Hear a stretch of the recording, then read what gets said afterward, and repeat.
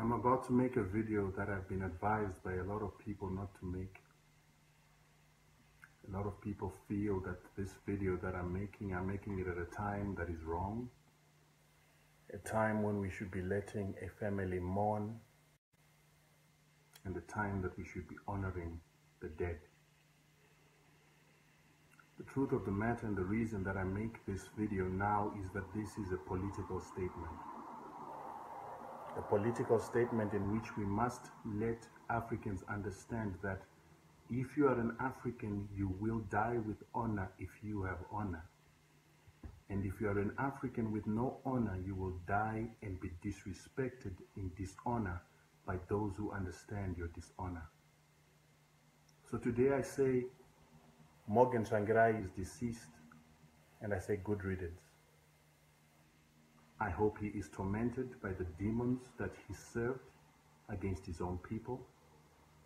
And I hope that he'll be rewarded in hell by the demons that he worked with when he created sanction policies that served and destroyed Zimbabwean lives for a long time. And a lot of people have said to me, is this not a time where you're supposed to be giving respect to the nation and respect to the family of Morgan Tsvangirai? My question is, did the family of Morgan Tsvangirai ever have respect for the nation of Zimbabwe? At the time that their father was instituting sanctions, at the time you were sitting in little dark rooms with white men to institute sanctions because Zimbabwe would not fall under imperialism, they were going to schools in the United States. They were going to schools in the United Kingdom because of monies that their father was paid for him to be a sellout to his own nation. At the time that our president told the British government in 1997, that the Zimbabwean government would take land because the British government had reneged against the Lancaster House Conference and had refused to give the money that the British government was supposed to give for its children to be compensated for the land which they had stolen, which was going to be taken. While our government was warning the world that it was going to take land without compensation, Morgan Tsvangirai was sitting in dark little rooms with white men, with the Commercial Farmers Union of Zimbabwe, with Coulthard, and a number of other white men forming MDC so that it would come up as a political party, take power from ZANU-PF, and stop the taking of land from white farmers. And then there was a donor conference in Zimbabwe in which Robert Mugabe made it clear that Zimbabwe was going to take its land because this is the reason why our people had gone to war for 17 years. And when Mugabe told them that we were going to have a referendum to be able to change the laws so that our government could legally take land through the constitution, Morgan Tsvangirai made a lobby to persuade the nation of Zimbabweans that did not understand what was happening to vote against the change of the constitution. And while he was doing that, while he was lobbying for this failure of the referendum to ensure that our government could not take land, he was also sitting in little dark rooms with Americans and the British, orchestrating how sanctions can be put on Zimbabwe in the event that they lost the 2000 parliamentary elections. When the 2000 parliamentary elections came, MDC narrowly lost to ZANU-PF. They got 57 seats. ZANU-PF got 61.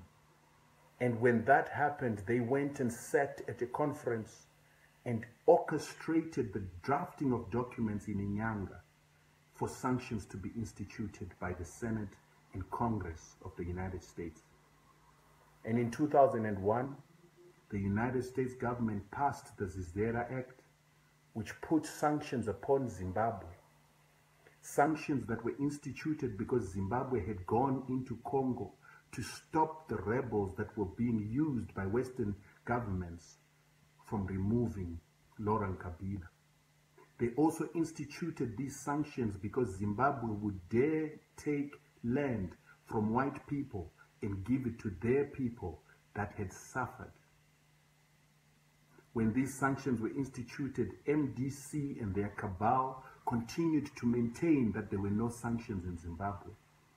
And the few times that they admitted that there were sanctions, they said that these sanctions were targeted against political figures and they were smart sanctions.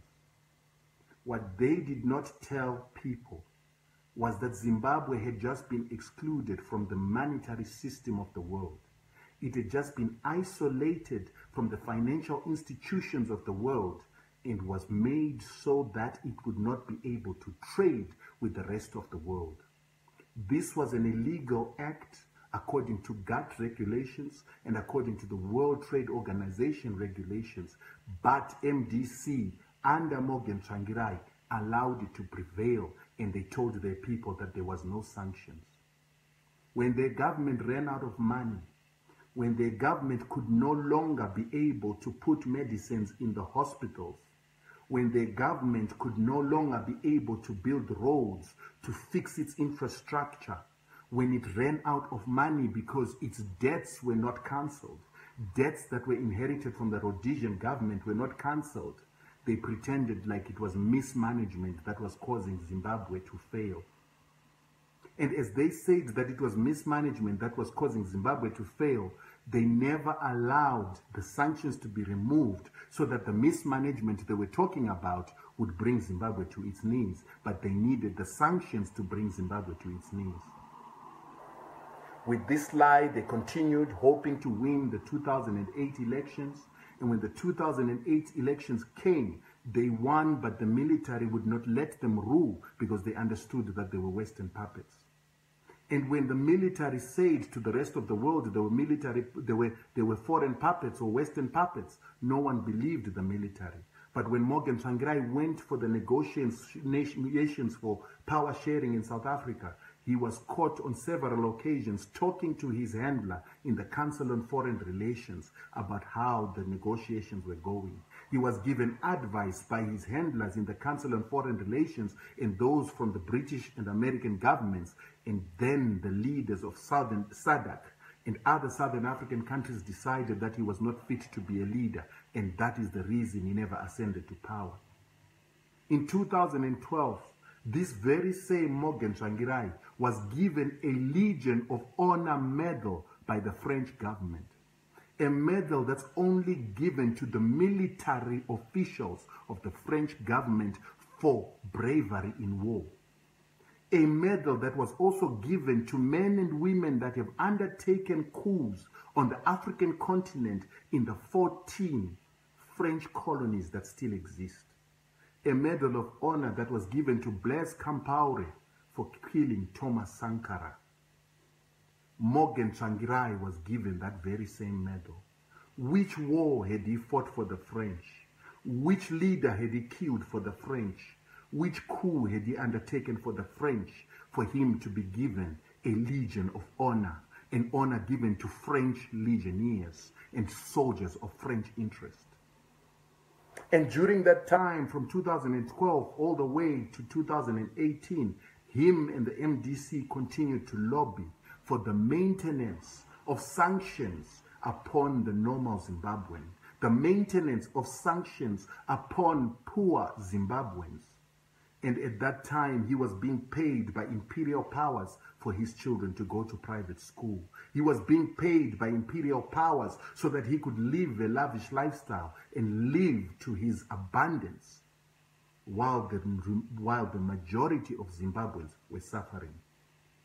And just as recently as 3 months ago, the same Morgan Tsvangirai, the one that you say we must recognize as a leader, the one that you say that I must respect and I must honor, was in the United States lobbying the Senate of the United States, had sent the MDC Alliance to lobby the Senate of the United States and the Congress of the United States to maintain sanctions, to maintain suffering upon the people of Zimbabwe. Morgan Tsvangirai has lied to the nation of Zimbabwe, to the children of Zimbabwe, that the reason for their suffering is mismanagement, corruption, even though he knows that it is the sanctions that they want to be maintained on Zimbabwe that are the cause of the suffering of the Zimbabwean.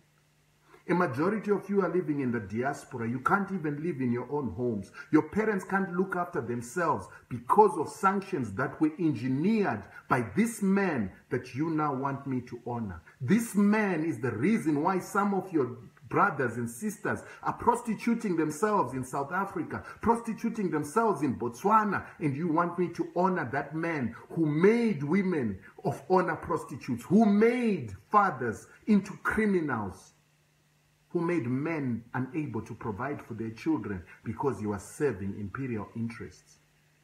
And in all this time that Morgan was serving imperial interests, in all this time that Morgan was receiving the Legion of Honor from France, I never heard him holding the British accountable for holding up their end of the Lancaster House Conference. I never heard Morgan Tsvangirai saying to the British, honor your agreement, pay your sons and daughters for the land that you stole. I never heard Morgan Tsvangirai campaigning for reparations for the children of Zimbabwe, 45,000 of them that fought to liberate Zimbabwe from colonialism and oppression. I never heard Morgan Tsvangirai campaigning once for those reparations. I never heard once Morgan Tsvangirai asking for the cancellation of debt for Zimbabwe, for debt that was accrued by the Rhodesians in fighting our ancestors. I never heard once Morgan Tsvangirai speaking against imperialism and speaking against foreign governments that want to destroy Zimbabwe in order to bring it under subjugation and take away its sovereignty. All I saw is a man that served imperialism, a man that was given medals by imperial masters, a man that was given medals, the same medals that were given to men and women that murdered people like Thomas Sankara and our leaders from this continent. I refuse to honor a sellout. I refuse to honor a man with no honor. I refuse to honor a man that was going to connive and has connived with parasites and the demons that are destroying Africa and its peace. I refuse to honor a man who, when our liberation fighters, our war veterans, had to be compensated for the scars that they received, for the limbs that they lost, for the minds that they lost at war, for the post-traumatic stress, for the opportunities of education that they missed, for the opportunities of economic empowerment and jobs that they missed, when our government compensated them, Morgan Tsvangirai went on the street and marched against the government. I refuse to honor such a man. And the reason I make this video is to educate Africans and say we must not honor men that work against our interest. We must not honor Freemasons that work against our people. We must not honor men and women that have no honor but who lived in dishonor.